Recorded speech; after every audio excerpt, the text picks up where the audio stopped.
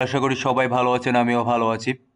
Bitcoin নতুন করে আবার অল টাইম হাই ক্রিয়েট করে আবার নিচের দিকে মার্কেট ডাম্প করে। সো এটা হওয়ারই কথা ছিল।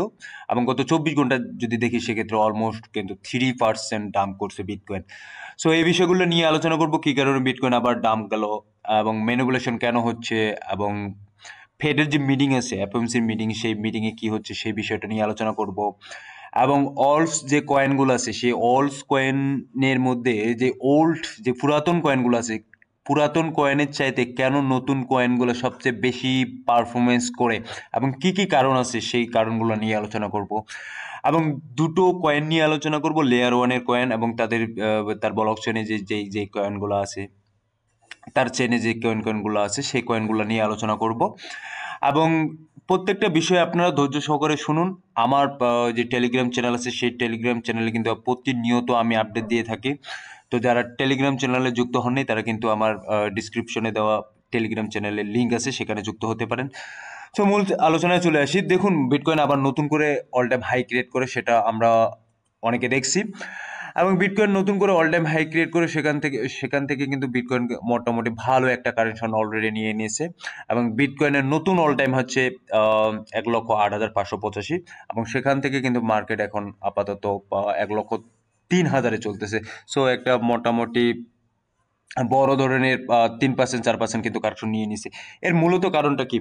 তো মূলত কারণটা প্রথমে চলে আসি ফেড মিটিং এর ক্ষেত্রে। ফেড মিটিং যেহেতু আজকে আছে এফওএমসির মিটিংয়ে 17-18 তারিখে আজকে যেহেতু মিটিং আছে, সো এই মিটিংয়ে কি ডিসিশন হচ্ছে, একটা এক্সপেকটেশন থাকে যে এতটুকু পর্যন্ত রেট কাট হতে পারে বা এতটুকু পর্যন্ত একটা পসিবিলিটি আছে, সেটা যদি হয় তো সো সেখানে মার্কেটের অতটা আমরা প্রভাব দেখব না। বাট আদার্স অন্য কিছু যদি অঘটন ঘটে যায় এবং মানি প্রিন্টিং এর যে বিষয়টা আছে সেটা যদি মানি প্রিন্টিং বিষয় নিয়ে যদি একটা বক্তব্য আসে যে মানি প্রিন্টিং আসলে হবে কি হবে না, সেক্ষেত্রেও কিন্তু মার্কেটে একটা পাম্প ডাম্প আমরা দেখতে পাবো। এবং আজকের যে দিনটা আছে সেটা কিন্তু একটু ম্যানিপুলেশনের মধ্যে চলবে, এবং এখান থেকে মার্কেট কোন দিকে যাবে বা যাবে না সেটা আদতে এখন পর্যন্ত বোঝা যাচ্ছে না। সো দেন আসুক মার্কেটে কি আসতেছে।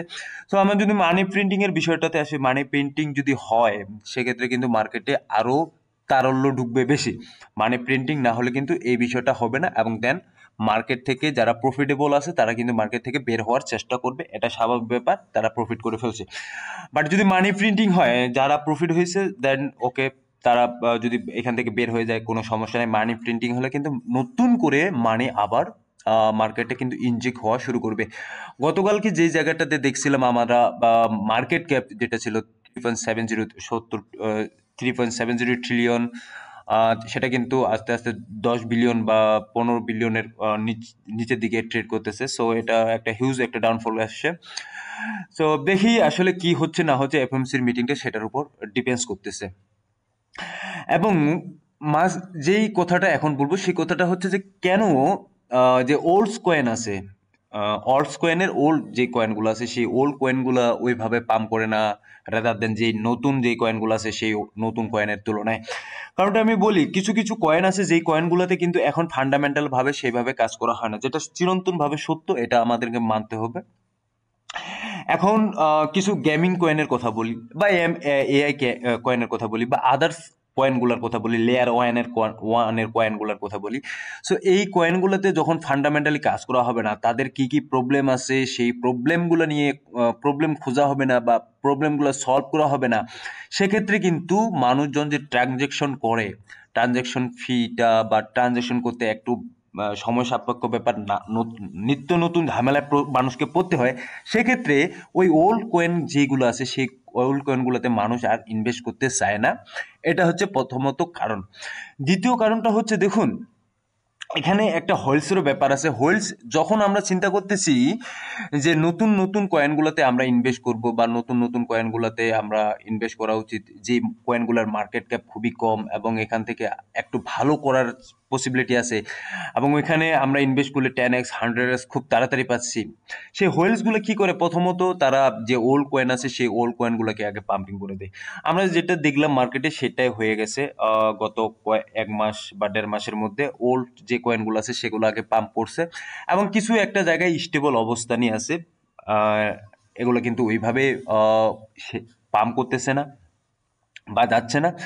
বাট আপনি যদি যেই নতুন কয়েন ফান্ডামেন্টালি ভালো এবং এর প্রত্যেকটা কারিকুলাম প্রত্যেকটা জিনিসই ভালো আছে সেই নিউ কয়েনগুলোতে ইনভেস্ট করেন, তো ওল্ড যে কয়েনগুলো আছে সেই ওল্ড পুরাতন কয়েনগুলোর চাইতে কিন্তু নতুন কয়েনগুলোতে ভালো একটা রিটার্ন পাওয়ার পসিবিলিটি আছে। কারণ তারা এখন নতুন জেনারেশন এবং নতুন জেনারেশনের নতুন তারা নতুনভাবে কাজ করতেছে, মার্কেটের সাথে খাপ খাওয়াচ্ছে, মার্কেটের সাথে নতুনভাবে তারা কম্পিটিশন করতেছে, নতুন কনসেপ্ট নিয়ে আসতেছে। সো দ্যাটস ওয়াই নতুন কয়েনগুলোতে কিন্তু ভালো একটা রিটার্ন পাওয়ার পসিবিলিটি থাকে। এটা হচ্ছে ব্যাপার। ঠিক আছে? সো প্রত্যেকটা বিষয় কিন্তু আমাদেরকে মাথায় রাখতে হবে। দেন আমি এর আগেও যে বিষয়টা বুঝিয়েছিলাম যে যে জায়গাটাতে যে একটা ব্যাপার আছে যে মার্কেট ক্যাপের একটা ব্যাপার আছে। সো একটা মার্কেট ক্যাপ যখন 100 বিলিয়ন বা 10 বিলিয়ন চলে যাবে, সেখান থেকে আপনি কিন্তু এক্সপেক্ট করতে পারবেন না 100x বা 20x বা 50x। সো দ্যাটস ওয়াই কিন্তু এই 100x বা 20x বা 50x পেতে গেলে আপনাকে কিন্তু ল ক্যাপ কয়েনগুলোতেই ইনভেস্ট করতে হবে, এবং অবশ্যই এগুলা হাইলি রিস্কি। সো দেন চলে আসি আমরা একটু বিটকয়েনের চার্টে চলে আসি। বিটকয়েনের চার্টটা কিছুক্ষণ আগে দেখিয়েছিলাম, তারপর আমি একটু দেখাই বিটকয়েনের চার্টটা যে এটা আসলে কি বলতেছে।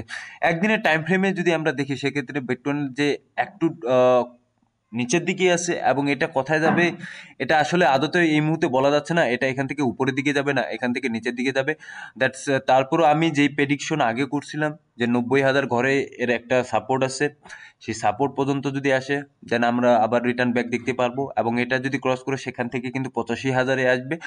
তো বিটকয়েন ওভারঅল যদি আমি দেখি সেক্ষেত্রে বিটকয়েন ভালোই আছে। বিটকয়েনে আপনার যেহেতু যদি ইটিএফ ইটিএফ এর কথা বলি, ইটিএফ এর কিন্তু দাপিয়ে বাইং করতেছে ব্ল্যাক রক বা আদার্স কোম্পানি। সো বিটকয়েনের ক্ষেত্রে অতটা প্রবলেম দেখতেছি না যতটা প্রবলেম দেখতেছি আমি ইথিরিয়ামের ক্ষেত্রে। আপাতত কিছুটা দেখতেছি ইথিরিয়ামের ক্ষেত্রে। সো আমি আসলে মাঝে মধ্যে হতাশ বা মাঝে মধ্যে একটু শঙ্কিত হয়ে যায় আসলে হোয়াটস হ্যাপেন ইথিরিয়ামে। সো একটা মানুষের একটা পেশেন্টের একটা ব্যাপার আছে, ধৈর্যের ব্যাপার আছে। মানুষ এখন এই জায়গাটাতে খুব প্রচুর পরিমাণে ধৈর্য ধরতেছে। বাট আমি একটা কথা বলবো, যারা ধৈর্য ধরতেছেন আর একটু ধৈর্য ধরুন। যদি এই বিষয়টা আপনারা লক্ষ্য করেন এই জায়গাটাতে, তাহলে দেখতে পারবেন যে আহ, আপনার এই জায়গাটাতে কিন্তু ইথিরিয়াম কিন্তু মোটামুটি অনেক দিন একটা সাপোর্ট জোনে ছিল, সাপোর্ট রেজিস্ট্যান্স খেলা খেলতেছিল এই জায়গাটাতে। সো এখান থেকে কিন্তু বের হয়ে আসে। সো আমাদেরকে আরেকটু ধৈর্য ধরতে হবে, এবং ইথিরিয়াম এখান থেকে খুব একটা ভালো মুভমেন্ট নিবে আমি আশা করতেছি।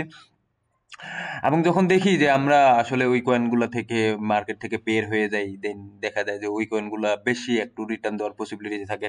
এটা একটা সাইকোলজি থিংস, সাইকোলজি প্রবলেম, এটা হয়ে থাকে। এবং হোয়েলস এগুলো কিন্তু ট্র্যাকিং করে। আপনি যদি মনে করেন যে এগুলো ট্রেকিং করতেছে না, প্রত্যেকটা জিনিসে কিন্তু ট্র্যাকিং হচ্ছে। তো লেয়ার ওয়ানের দুটা কয়েন নিয়ে আলোচনা করি যে প্রথমত সুই এবং অ্যাপটোস, যে আসলে এই দুইটা কয়েনের মধ্যে সবচেয়ে কোনটা বেস্ট কয়েন। এটা আসলে খুব বলার মতো যে আসলে কোনটা সবচেয়ে বেস্ট কয়েন, এটা খুব দ্বিধাদ্বন্দ্বের একটা বিষয়। সো কেউ সুই পছন্দ করে তো কেউ অ্যাপটস পছন্দ করে। ওভারঅল যদি পারফরমেন্স দেখি সুই এবং অ্যাপটসের, সেক্ষেত্রে আমরা দেখবো যে ওভারঅল পারফরমেন্স কিন্তু প্রত্যেকটা দুটো কয়েনেরই ভালো। এবং যদি এর যদি এর চেনের যে কয়েনগুলো আছে সেগুলোর যদি আমরা দেখি 1 মান্থের ক্যাটাগরিতে ইয়াতে দেখি, টাইম ফ্রেমে দেখি, এবং 7 দিনের টাইম ফ্রেমে দেখি, সেক্ষেত্রে কিন্তু এগুলো মোটামুটি ভালো পাম্প করছে, যেটা সুইয়ের চেঞ্জ। হ্যাঁ। সো এই জায়গায় ওভারঅল প্রত্যেকটা মোটামুটি ম্যাক্সিমাম কয়েন এখানে ভালো পাম্প করছে, এবং সুইও কিন্তু মোটামুটি একটা ভালো জায়গায় আছে। বাট আমি কিছুক্ষণ পর আমি চারটা দেখাচ্ছি যে সুইয়ের চেয়ে কেন আমি একটু অ্যাপটোসকে আপাতত গুরুত্ব বেশি দিচ্ছি। সো তার চার্ট দেখানোর আগে আমি ওয়েট দেখানোর আগে আমি একটু গিয়েতে যাই, একটু আহ, ঘুরে আসি অ্যাপটোতে। দেন আমরা বুঝতে পারবো যে আসলে অ্যাপটোসটা কেনার কথা বলতেছি। অ্যাপটোস, সো এই মুহূর্তে অ্যাপটোজের ক্ষেত্রে যদি বলি, অ্যাপটোজ কিন্তু খুবই লয়ের দিকে ট্রেড করতেছে। বাট এটা যদি ওভারঅল কোয়ালিফাই বা ওভারঅল কোয়ালিটি দেখি, সেক্ষেত্রে কিন্তু অ্যাপটোজের তুলনায় সুই একটু কমের দিকে আছে। এবং ওভারঅল অ্যাপটোজ কিন্তু উপরের দিকে একটা মুভমেন্ট আমরা খুব ভালো করে দেখতে পাচ্ছি। এর ভলিউম, এর টিবিএল, টিবিএল এর ভলিউম একটু কম আছে, বাট টিবিএল এ ভালো একটা মোটামুটি ভালো পজিশনে আছে। এবং যদি এর পার্স ভলিউম দেখি, সেক্ষেত্রে আমরা দেখতে পাবো যে এটা পার্স ভলিউম কিন্তু খুবই কম, খুবই লো দিকে আছে। সো আই হোপ যে এটা খুব একটা ভালো একটা পারফরমেন্স করার মতো অ্যাবিলিটি আছে অ্যাপটোস, রেদার দেন আপনার সুইয়ের, কারণ সুই অলরেডি কিন্তু মোটামুটি একটা ভালো পারফরমেন্স অলরেডি করছে। এবং সেক্ষেত্রে যদি সুইয়ের যদি চেনের যদি কয়েনগুলো দেখি, সেক্ষেত্রে সুইয়ের চেনের যে 1 মান্থের যে কয়েনের যে ইয়েগুলো আছে, সেগুলো কিন্তু মোটামুটি একটা ভালো পাম্প করছে। 40%, 25%, 37%, 30%, হ্যাঁ, 162%, হ্যাঁ, ওভারঅল কিন্তু এইটাও ভালো আছে। সো একটু দেখে আসি যে অ্যাপটোজ এবং সুইয়ের ব্যাপারটা, যে বিষয়টা বলতেছি, দেখে আসি তাদের টেকনিক্যাল অ্যানালাইসিসটা দেখে আসলে বুঝতে পারবো যে সুইয়ের চেয়ে রাদার দেন কেন আমি অ্যাপটোসকে এই মুহূর্তে বেশি একটু গুরুত্ব দিচ্ছি। কারণ কি, সুইয়ের জায়গায় এখানে দেখুন 10 বিলিয়ন যে আপনার টোটাল সাপ্লাই, এবং কি মার্কেট ক্যাপ অলরেডি কিন্তু 13 বিলিয়ন করে ফেলছে। এবং সেক্ষেত্রে কিন্তু অ্যাপটোজে তো মার্কেট ক্যাপ না, বাট এর সাপ্লাইও কিন্তু খুবই কম। এবং এখানে যদি আমি 1 মান্থের টাইম ফ্রেমে যাই, 1 মান্থের টাইম ফ্রেমে যাইতে হবে, 1 মান্থের টাইম ফ্রেমে গেলে এর রেজিস্ট্যান্স কিন্তু অলরেডি ব্রেক আউট করছে। এখন এই জায়গাটাতে যদি আপনারা ইনভেস্ট করতেন, জায়গাগুলোতে যেমন 86 সেন্ট বা সেন্ট বা 59 সেন্টে যদি ইনভেস্ট করতেন, সেই জায়গাগুলোতে ইনভেস্ট করলে কিন্তু আজকে মোটামুটি ভালো একটা রিটার্ন পাওয়ার পসিবিলিটি ছিল। এবং যারা এই জায়গাগুলোতে ইনভেস্ট করছেন, এরা কিন্তু অলরেডি কিন্তু প্রফিটেবল এখানে, এবং তারা কিন্তু অলরেডি এখান থেকে প্রফিট বের করছে নিঃসন্দেহে। এবং এই জায়গাগুলোতে অনেকে ইনভেস্ট করতেছে এখন পর্যন্ত। লং টার্মের ক্ষেত্রে যদি চিন্তা করেন, দ্যাটস ওকে। যদি শর্ট টার্মের কথা চিন্তা ভাবনা করে মার্কেটে আসতেছেন, তাহলে অবশ্যই অবশ্যই ভুল করবেন। কারণ আপনি চিন্তা করতেছেন কয়েনটা পাম্প করতেছে, আচ্ছা ওকে, এই কয়েনটা কিনে নিই, দেন দেখবো যে মার্কেটে 20% বা 30% আমাদেরকে রিটার্ন দেওয়ার পর আমরা ওখান থেকে বের হবো। ওইটা হয় না আসলে। কয়েনগুলোতে যখন দেখি যে মার্কেটে প্রচুর পরিমাণে পাম্প করতেছে, ওই কয়েনগুলোতে এন্ট্রি নিই, তখন কিন্তু ওই কয়েনগুলো আমাদেরকে নিচের দিকে শো করতে দেখা যায়। সো এই গেল আপনার সুইয়ের যে সুইয়ের চার্টটা দেখলে বুঝতে পারবেন যে এখানে কিন্তু অলরেডি এর ব্রেকআউট হয়ে গেছে, এবং ব্রেকআউট হয়ে কিন্তু মোটামুটি একটা ভালো পাম্প করে ফেলছে। বাট অ্যাপটোজের ক্ষেত্রে যদি আমি দেখি, একটু অ্যাপটোজের দিকে আসি, তার সাপ্লাই কিন্তু খুবই কম, মিলিয়নে সাপ্লাই। যেখানে সুইয়ের বিলিয়নে সাপ্লাই, সেখানে কিন্তু অ্যাপটোজের মিলিয়নে সাপ্লাই। সাপ্লাই সেক্ষেত্রে কিন্তু ওর ওই প্রাইসটা কিন্তু এখন পর্যন্ত আমরা দেখতে পাচ্ছি না যে ওইভাবে প্রাইস আছে। এই মুহূর্তে কিন্তু $12 বা $13 কাছাকাছি। 1 ডে টাইম ফ্রেমে দেখে কিন্তু মোটামুটি 10% ডাম্প করছে। এটা আমরা দেখতে পাচ্ছি যে 10% অলরেডি ডাম্প করছে। এবং সেক্ষেত্রে যদি একটু দেখি এটার সাপ্লাই, যেটার কথা বললাম, সেটা হচ্ছে যে অ্যাপ্টোজের সাপ্লাই হচ্ছে বিলিয়নে সাপ্লাই, 1 বিলিয়ন। সুয়েজ সাপ্লাই হচ্ছে 10 বিলিয়ন। সো এটার মার্কেট ক্যাপ কিন্তু সুয়েজ মার্কেট ক্যাপের চেয়ে খুবই কম। এই বিষয়টা আমাদের মাথায় রাখতে হবে। এখান থেকে যদি এটা 10 বিলিয়ন বা আপনার মানে 15 বিলিয়ন বা 20 বিলিয়ন যায়, সেক্ষেত্রে কিন্তু এখান থেকে ভালো একটা রিটার্ন পাওয়ার পসিবিলিটি আছে। এবং যে বিষয়টাতে সবচেয়ে বেশি ইম্পর্টেন্ট বিষয়, সেই বিষয়টা একটু আলোচনা করি। এটার যদি আমরা দেখি, টেকনিক্যাল অ্যানালাইসিসে দেখি, এটা কিন্তু ব্রেকআউট যে এখন পর্যন্ত আছে, সেই ব্রেকআউট কিন্তু এখন পর্যন্ত টাচ করে নাই। সো এটার অলরেডি যে অল টাইম হাই ছিল, সেটা কিন্তু $100 কাছাকাছি। সেখান থেকে কিন্তু একেবারে নিচের দিকে আছে। আমার ব্রেকআউটের নিচের দিকেই যখন আপনারা কয়েনগুলো কিনবে, তখন কিন্তু একটা ভালো মুভমেন্ট পাবেন। যে বিষয়টা আমি সুইয়ের ক্ষেত্রে বললাম, সুই যখন যে জায়গাটাতে আপনাকে মার্কিং করলাম 58 সেন্ট, 85 সেন্ট, সেই জায়গাগুলোই কিন্তু আজকের এই অ্যাপটোজের এই জায়গাগুলা। আর দেন এখান থেকে যদি আপনার পাম্প করা শুরু করে অ্যাপটোজ, সো এখান থেকে যখন পাম্প করবে অ্যাপটোজ, তখন কিন্তু আমরা এই জায়গাগুলোতে কেনার চিন্তা ভাবনা করি। বাট আপনি চিন্তা করেন, এই জায়গাগুলোতে যারা আজকে কিনতেছে, তারা কিন্তু এই জায়গাগুলোতে অবশ্যই প্রফিট টেকিং করে ফেলবে। দেন আমরা যখন এই জায়গাগুলোতে কিনবো, মার্কেট কিন্তু আবার আমরা নিচের দিকে আসতে দেখবো। সো এই বিষয়গুলো বি কেয়ারফুল, এবং এই বিষয়গুলো অবশ্যই মাথায় রাখবেন। ওভারঅল মার্কেটের সিচুয়েশন এই মুহূর্তে বলবো এটা ম্যানিপুলেশন কেন? মার্কেট যে ফেড মিটিং আছে, ফেড মিটিং এর উপর ডিপেন্ডস করতেছে আসলে কোন দিকে যাবে না যাবে। সো এটা নিয়ে আমাদের ধৈর্য ধারণ করতে হবে। যারা ফিউচার ট্রেড করতেছেন, তাদেরকে বলবো যে ওয়েট, আগে মার্কেটের অবস্থান দেখুন, দেন তারপর ফিউচার ট্রেড নিন। সো ভালো থাকবেন, সুস্থ থাকবেন, দেখা হবে নতুন কোনো ভিডিও নিয়ে আগামী দিনে।